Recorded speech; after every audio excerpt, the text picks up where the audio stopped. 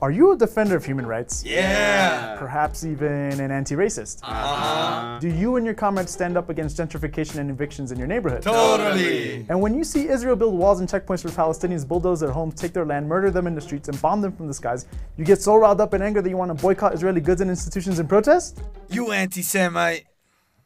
Oh, brother. You're a savage terrorist supporter! They give you my land! They give you my land! You're a terrorist! And you have no place on this world! The people like that gentleman over there. I call him a gentleman. He isn't really a gentleman. He's a murderer. Why does the Boycott Divestment and Sanctions movement, a movement that calls for people internationally to boycott Israeli products, to divest from companies that profit from Israel's occupation, and for sanctions against Israel's economy in order to get them to abide by international law and human rights conventions, why does it get charged with being anti-Semitic? Well, because Zionism, a right-wing Jewish nationalist movement, successfully convinced some Jews in Europe a century ago that they were some unique race incompatible with the rest of the world that had to isolate itself within the borders of a Jewish-only state in order to finally be at peace.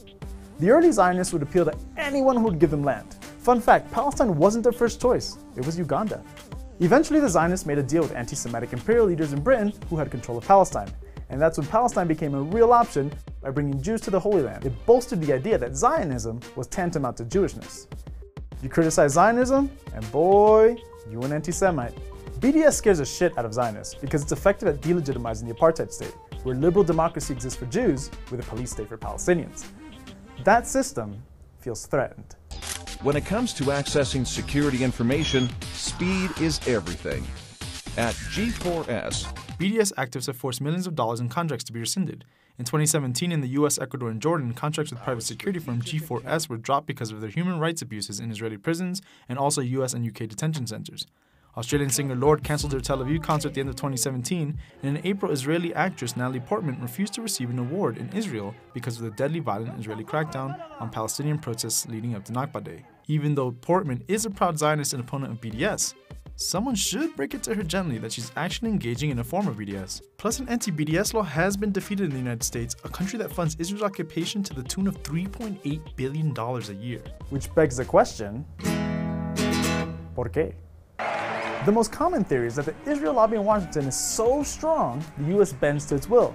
But in fact, since Israel's 1967 war against Syria, Jordan, and Egypt, when it completely occupied Gaza and the West Bank, the US has viewed Israel as an incredible strategic and military ally for its own interests in the region, mainly controlling access to oil and crushing uprisings and governments that may get in the way of that. BDS is calling for non-violent action to end the occupation and colonization of Palestine, the dismantling of the apartheid walls, full equal rights for Arab citizens, and the right of return of Palestinian refugees to their homes. BDS was important in taking down South African apartheid, but for Palestine it takes on an even more important role, because unlike South Africa, where a black working class majority could strike and halt the system, Israel has basically excluded Palestinians from being an important part of the economy. Instead, their goal is ethnic cleansing.